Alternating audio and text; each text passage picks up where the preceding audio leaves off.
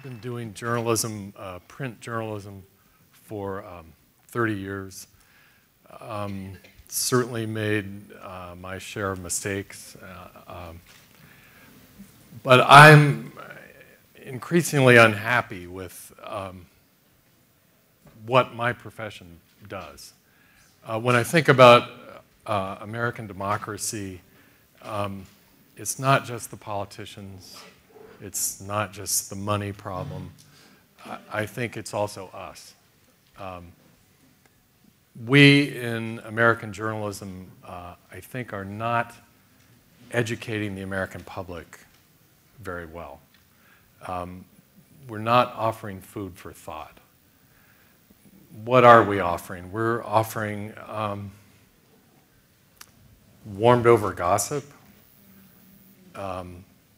We're offering, in the case of television and the blogosphere, a lot of yelling.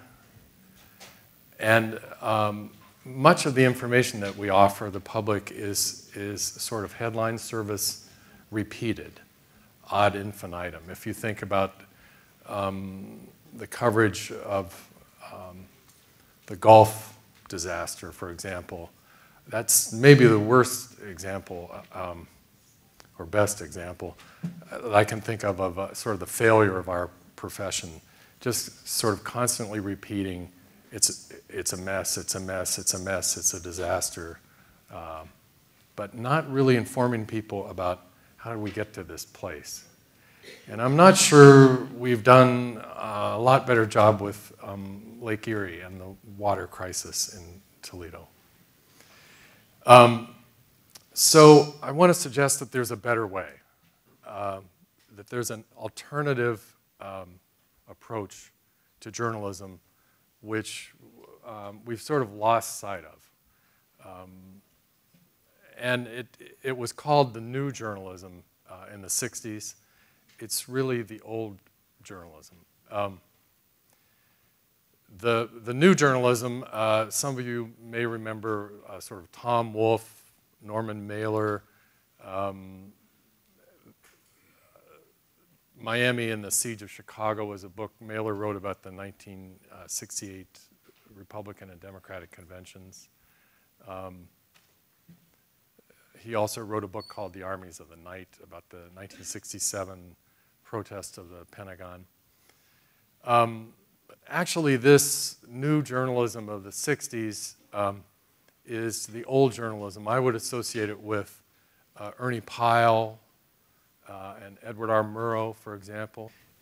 I associate with George Orwell and the journalism of the 1970s in the New Yorker magazine.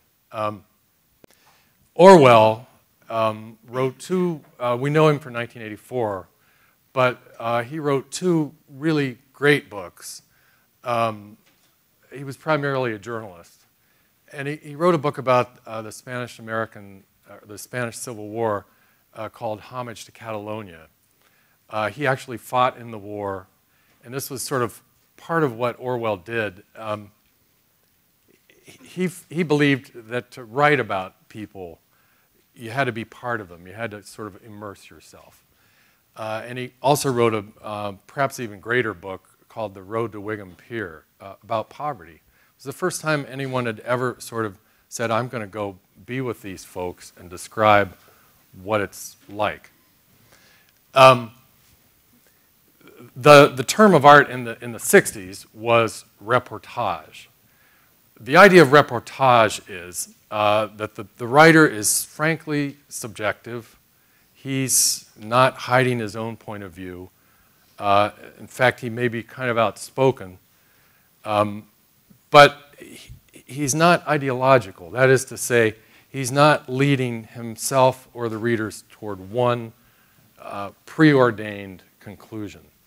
So that as he walks through his subject area, as he meets the people he's writing about, he's open. He's willing to be surprised. And sort of my bumper sticker way of saying this is journalism, real journalism, should be all of it should be counterintuitive. It should be surprising. The essence of it should be that you learn something you didn't know. And if you think about most of what passes for journalism today, especially in the electronic world, the idea is the very opposite. Reaffirm what I already think.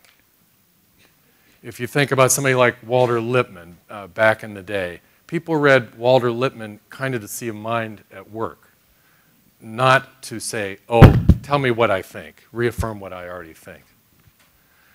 I met a guy many years ago named Wallace Carroll, who was one of the first, if not the first, American reporters into Germany as the war ended, after the Germans had collapsed. And he said to me, and in a very funny context, it was a social gathering, it wasn't a seminar or a gathering like this.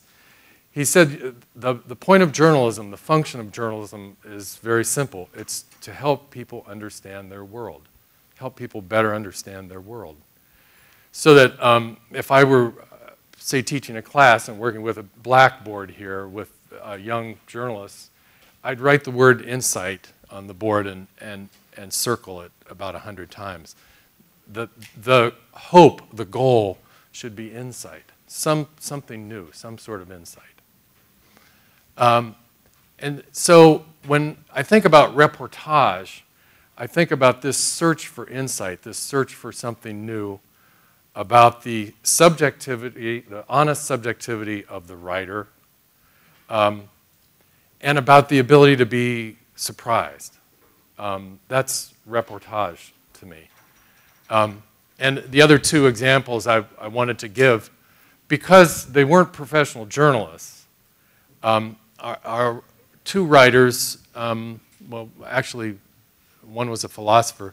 But the first is Mary McCarthy, who was primarily a novelist, unlike Orwell, who was sort of a part-time novelist and full-time journalist. She was a full-time novelist.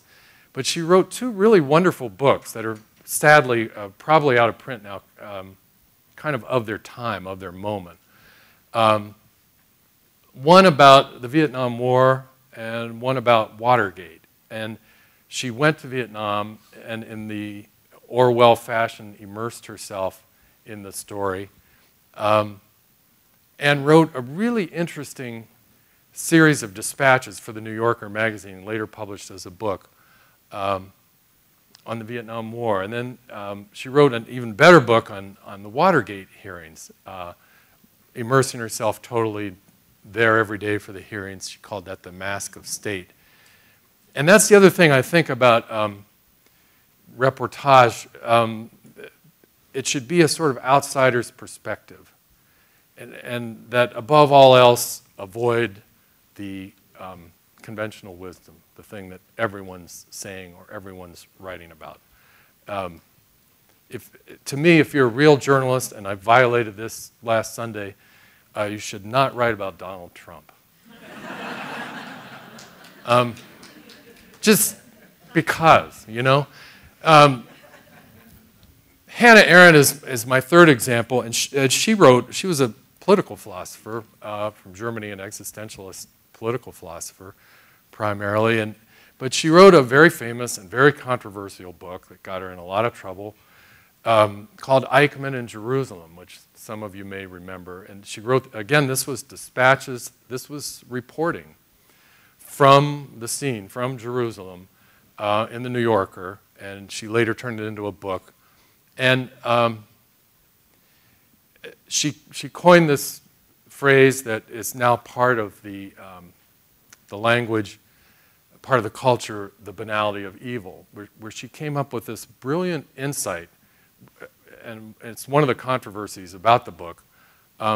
She said, you know, this guy who was this huge Nazi war criminal was actually quite banal. He was a guy who was a totally conventional, good bourgeois, you know, and kind of felt sorry for himself that he had to do this unpleasant work of killing people. And that was her insight. He wasn't this sort of monster with blood running from his mouth. He was this bureaucrat. Brilliant insight. And again, and you could argue with it, but to me, this is the essence of really great journalism, to immerse yourself, to be really honest with the readers, to be surprised by what you find, and hopefully come up with something new, come up with something counterintuitive. So what does any of this have to do with newspaper writing or Toledo? Thank you. When I started doing this work, a friend of mine, a new friend from Toledo, said, you have been given this incredible rostrum, podium, and you really need to think about using it well. And it was a very sobering moment for me. And I thought to myself, you know, you really need to do something different with this thing. Not sort of just politics, not political gossip, but could I approach the city, the people of the city, the unheralded heroes of the city, the question of what makes a city like this livable, could I approach it with this reportage sort of approach? Could I be quite honest and subjective, but sort of immerse myself and look for insights? What I mean by insight is, if you're writing, for example, about hospice, I did a couple pieces on hospice care. In a column like this, or in journalism like this, you want to come up with something other than here's how it works, here's what it costs. You have to put that stuff in and hopefully get it right, which is incredibly difficult in its own right. But you want to come up with something about what's the point of it. And it seemed to me that the point of hospice, for example, was quality of life, not quantity of days. So you're always looking for, again, my word in a circle, insight. Well, I just want to talk about a couple stories that I tried to approach in this way. One was the case of Danny Brown. I probably worked harder on this series than anything I've done because it required going through court transcripts that were very old, finding them, first of all. And it also meant spending some time with him. He was a guy convicted of a brutal murder, served almost 20 years in jail, and then was released based on DNA. And has spent the remaining 15 years trying to get an official exoneration and trying to get compensated by the state, which is his right under state law. What I found in that case was a whole bunch of people who did their jobs well. Some tried to do them exceedingly well. And yet the outcome was wrong initially, seemingly, if the DNA is correct. The outcome of the case was wrong, and what's happened to him since is wrong. He's wandered in a kind of legal no man's land where he's officially still a suspect and really can't get his life together because he's a felon for life. Really disturbing case with seemingly no bad guys, but an absolutely wrong result, injustice from the justice system. The second example I want to give is the case of Jack Ford, our former mayor who died a few months ago.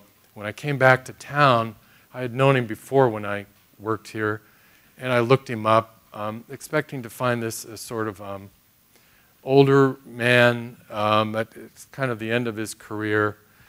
And what I found was a guy who was a kind of lifelong social worker. And he said, let me take you with my friend Weldon Douthat, wonderful, wonderful man, an old Black Panther. Let me take you to some neighborhoods in Toledo that you may not otherwise see. And he did. Took me to the invisible Toledo, where the poverty is at third world level, and you can't find most of those neighborhoods. I found the same thing when I did a little series on firefighters in Toledo. I found out that firefighters actually do health care for the poorest of the poor. And we went into neighborhoods that I couldn't find again today if you gave me a $100 bill. So deeply embedded in the city, and people with no heat, no electricity, kids without proper clothing, invisible, completely invisible to most of us most of the time. Well, those brief examples are just to tell you that it is possible. There's no rule against it. You can actually do real journalism that seeks insight and tries to educate the American public, or the public of Toledo, as opposed to throwing kind of more noise at us. It's perfectly possible. It's not rocket science.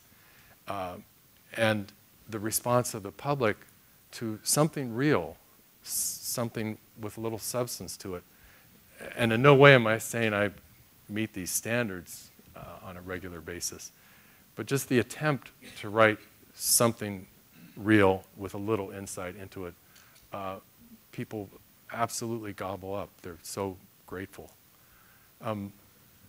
I think without this kind of journalism, you get not only constant discussions of Donald Trump, but more and more Donald Trumps. Thank you.